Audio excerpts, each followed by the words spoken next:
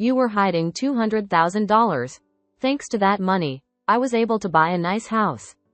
One day, my mother-in-law secretly bought a house without telling me.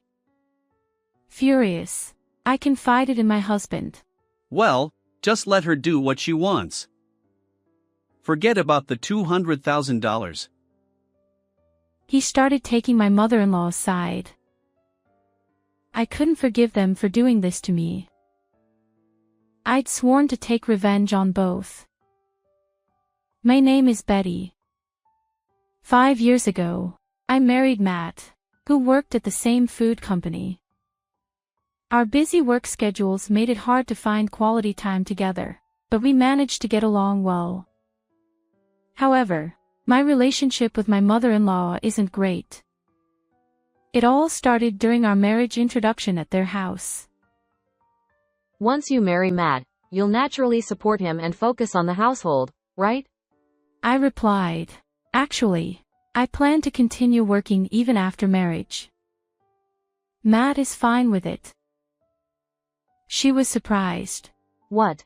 Normally, when you marry, the wife should focus on the household. When I married my late husband, I quit my job and became a full-time homemaker. Deep down, I felt that way, but of course, I couldn't say it directly to my mother-in-law. I could only manage a wry smile and deflect the situation. Is Matt really okay with you continue to work? He comes home tired from work every day, and if you're not there, won't it burden him? Mom, that's just your perspective, right? I'm fine with it. Let Betty do what she likes. My husband's defense helped keep my mother-in-law from making more snide remarks, and after that, we left their house without further incident. Thank you today. If you hadn't stood up to your mom, she might have said even more hurtful things.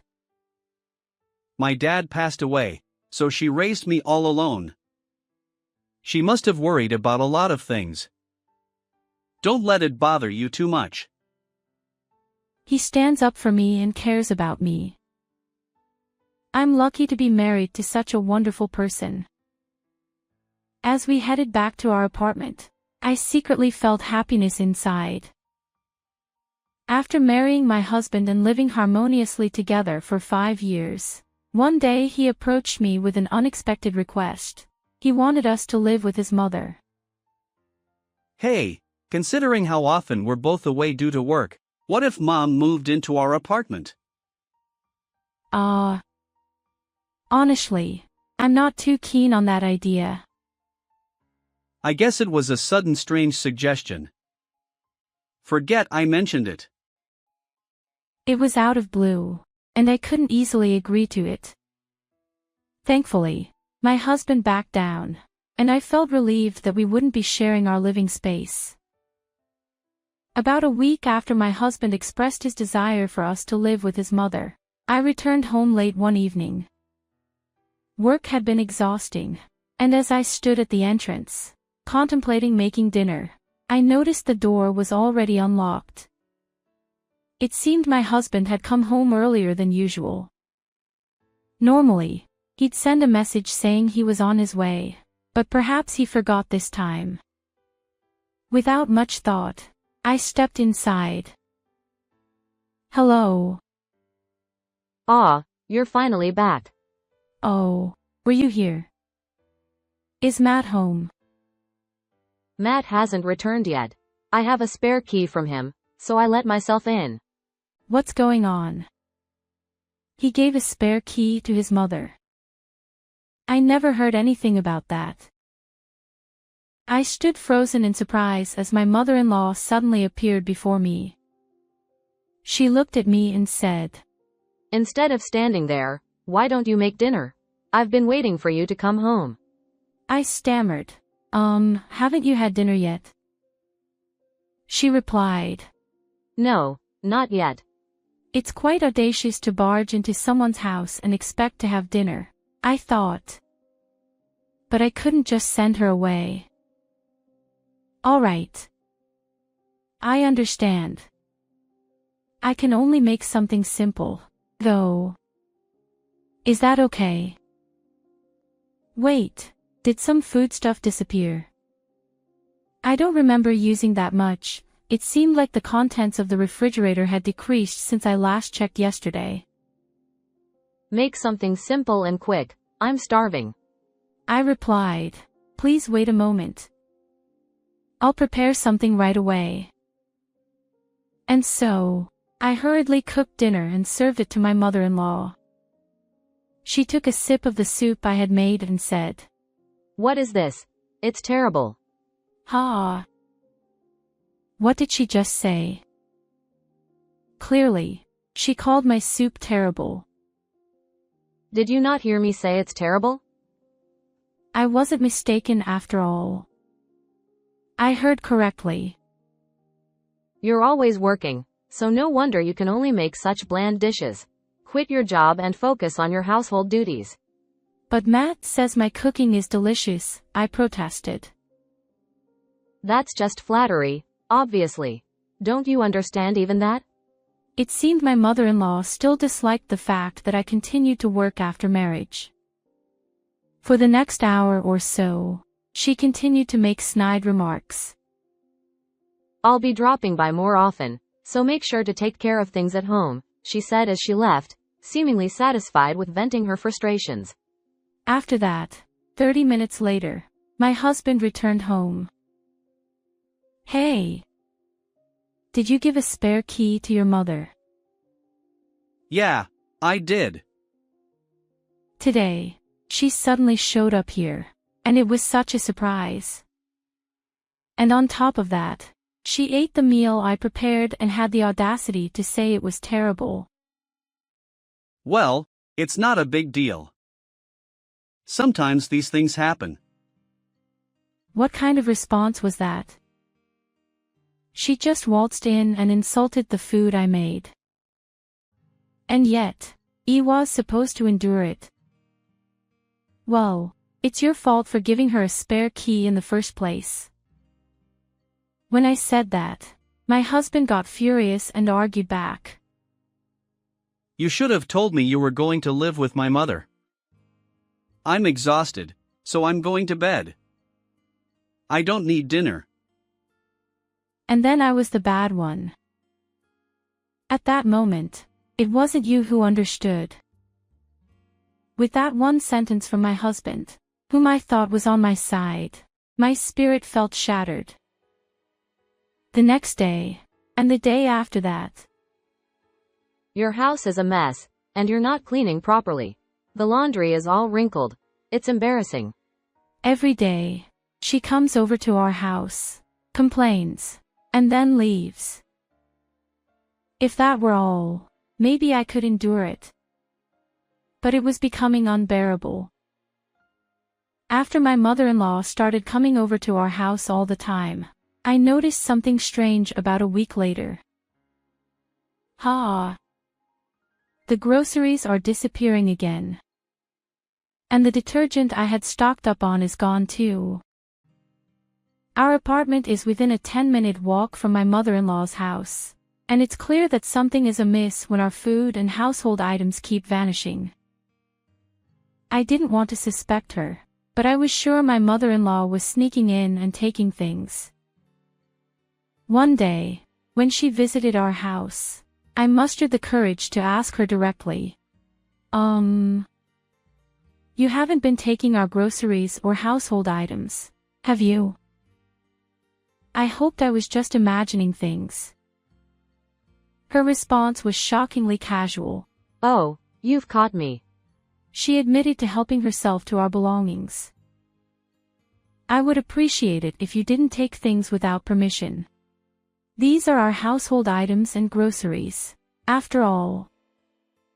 It's not a big deal, it's my son's house anyway. Besides, you're hardly ever home because of work, so it's not wasteful to use up the groceries. How could she act so nonchalant and unapologetic? While it was true that my husband and I lived here, the audacity of her actions baffled me.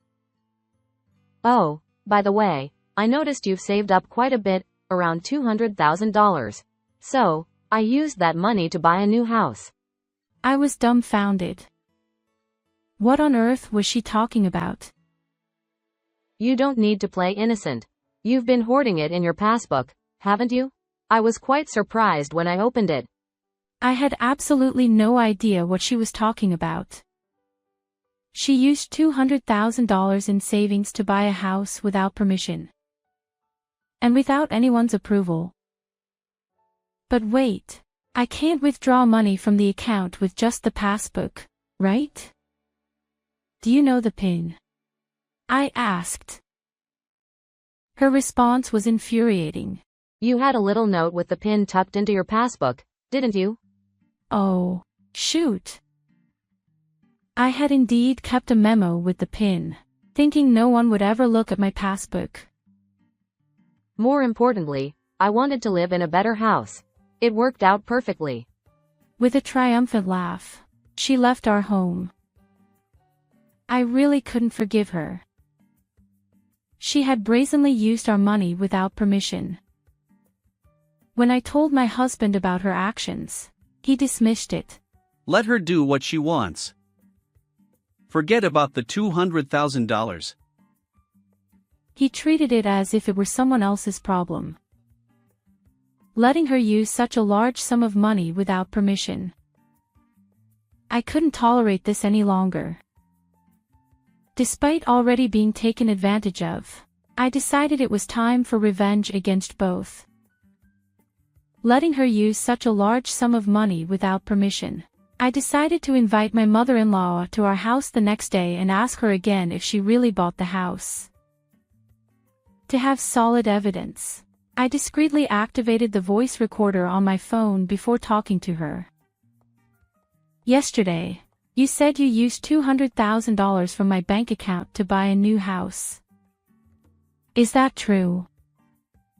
Yes, it's true. I've already paid the down payment, and construction has begun. After all, I have your bank book. It's as good as bought, ha ha. I pressed further. Just having the bank book isn't enough. How do you plan to withdraw the money? Smirking, she showed me my personal seal. How? I have this seal. I couldn't believe it. So, you took my seal without permission, that's theft. She retorted. Call it whatever you want. You're useless around the house, and I had no idea you'd saved up so much.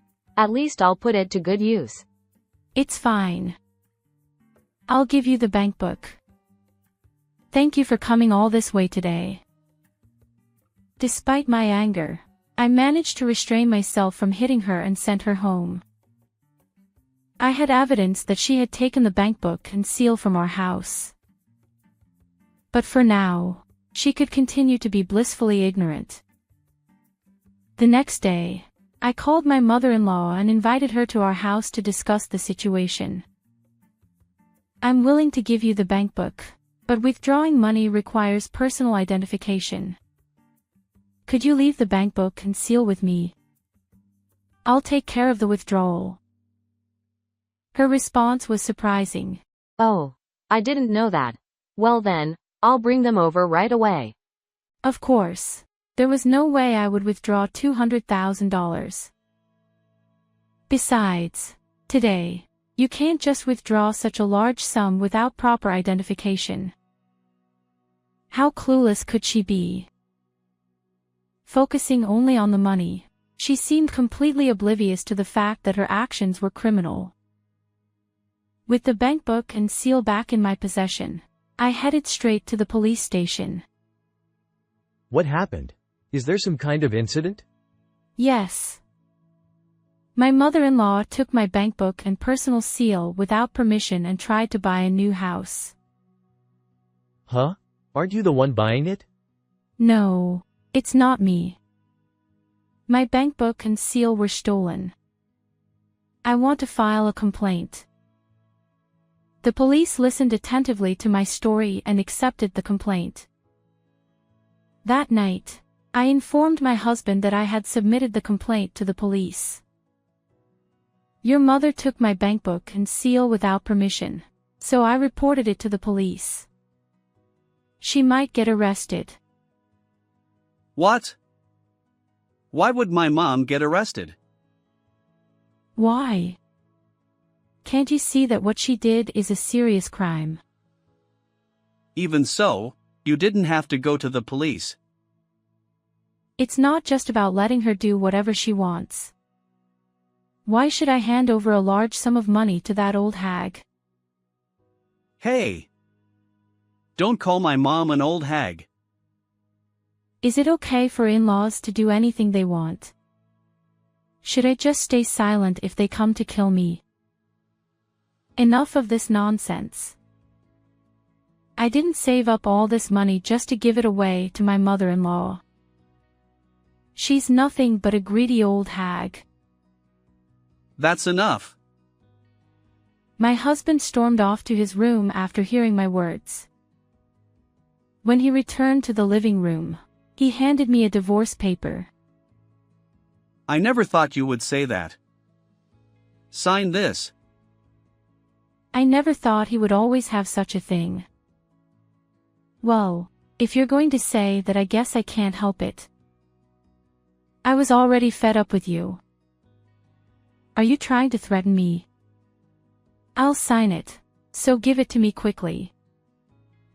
Perhaps he didn't expect me to sign it so easily. My husband looked a little surprised. After I finished signing, I showed the divorce paper to my husband. There. Is this okay? Yeah. Well, I'll submit this to the city office. I guess he didn't want to see me anymore. After that conversation, he hurriedly left our house even though it was midnight. He was probably going to his mother's house. 20 minutes later, my phone rang. Hello. What's the matter? It was my husband calling. I also told my mother that you filed a police report. I replied, yeah, so what? Could you withdraw the complaint? What? Impossible, I retorted. There's no way I'll withdraw it. Repentance. I won't forgive him for such a superficial apology. He'll probably do the same thing again anyway. As I thought that, my husband called again. What's going on? There's nothing to talk about, and I was about to go to bed. But it wasn't my husband on the other end of the line. It was my mother-in-law. She tearfully apologized, but does she really think that's enough to be forgiven? I won't forgive you just because you cried and apologized. And saying you didn't mean any harm. That's easy to say. Taking my bank book is one thing, but even my personal seal. I retorted. But I wanted a house. I've always lived in apartments until now. Are you seriously trying to use such a trivial reason to take someone else's money? You're a real jerk, I said. Why should I have to give you money for your silly reasons? I couldn't fathom it.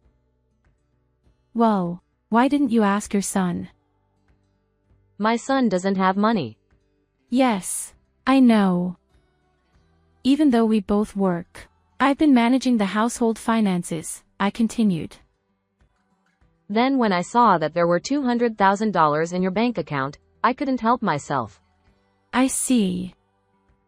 But you understand that this isn't something that can be resolved with a simple apology, right? Reflect on it in prison. That money is what I've worked hard to save even before marrying your son. I can't forgive you just because you had a momentary lapse, I concluded. I tried to hang up the phone after saying that, but my mother-in-law persisted. Wait. I have a favor to ask. You're asking for a favor at a time like this. You've got some nerve. I mentioned that I paid the down payment, didn't I? Yes, you did. What about it?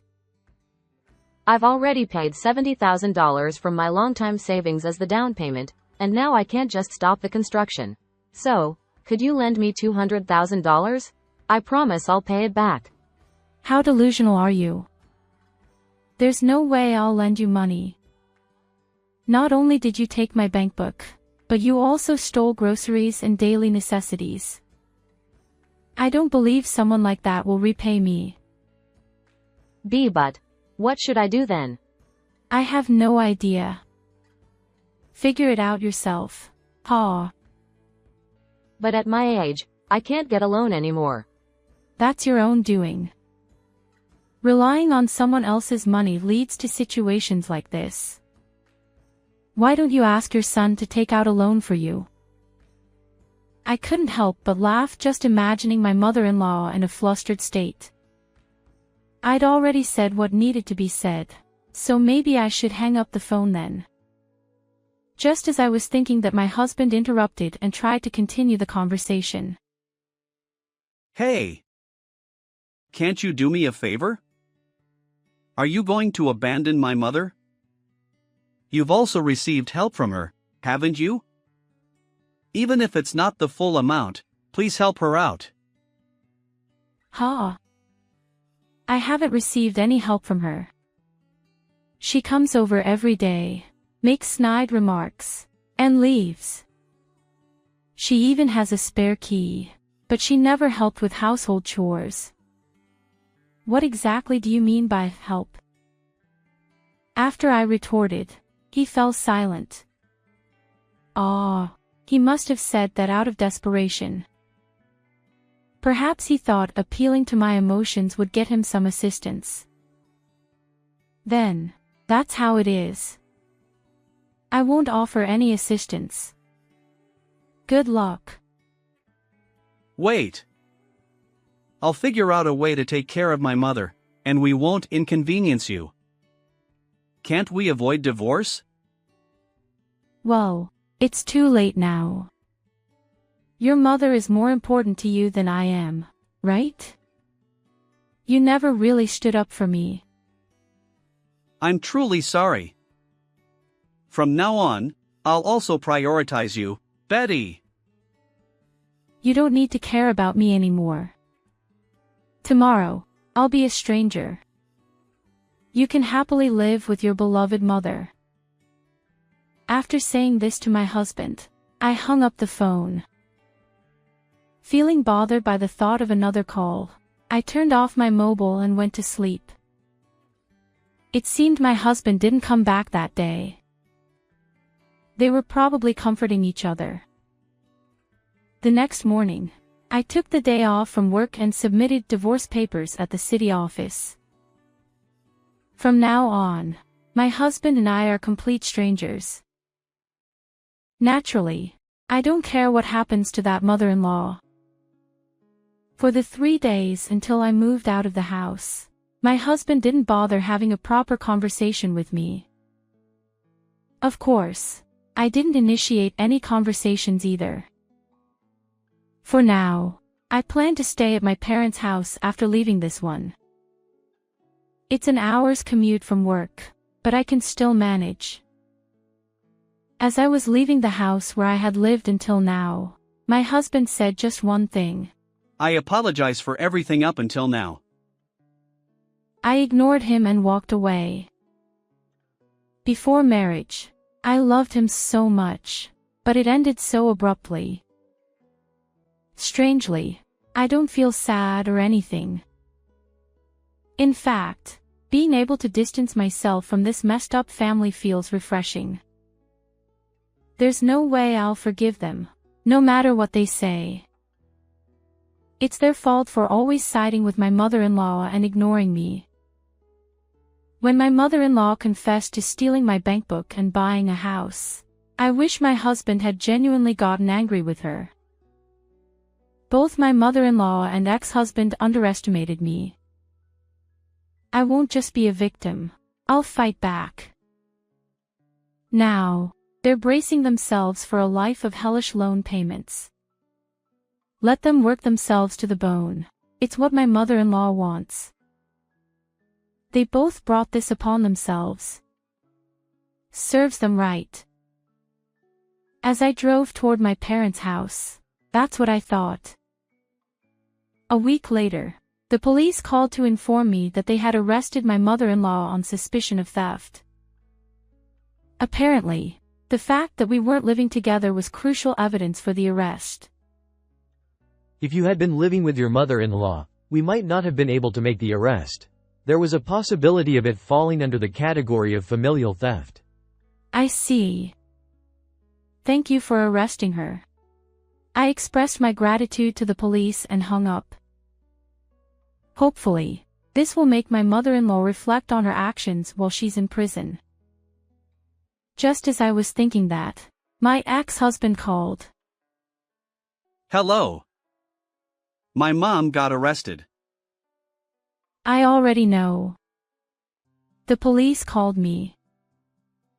It's impossible for me to keep paying the mortgage alone when my mom isn't here. So what? Don't tell me you're asking for my help again. Well. Don't ever call me again. I ended the call unilaterally. To ensure he wouldn't bother me further, I blocked his number and messaging app. 1 month later, I heard this story from a colleague. Hey, do you know? It might be impolite to tell you this, but it seems Matt has quit the company. My ex-husband and I both worked at the same company, but I was an office worker, and he worked on site. Since we rarely saw each other, this was news to me. Strangely enough, my mother-in-law's theft arrest also became a rumor within the company, and it seems my ex-husband couldn't stay there anymore. Of course, I didn't go around spreading such information intentionally. As for what happened to my husband afterward, I have no idea, but he's probably struggling with loan repayments right about now. 3 years later, I got married. The person I married had no connection to the company. We met elsewhere. He genuinely cared about me. My in-laws also adore me, and I love them too. Perhaps I can finally grasp true happiness. I sincerely hope that nothing like what happened back then will occur again. How did you find this story? Don't forget to subscribe to the channel. See you in the next video.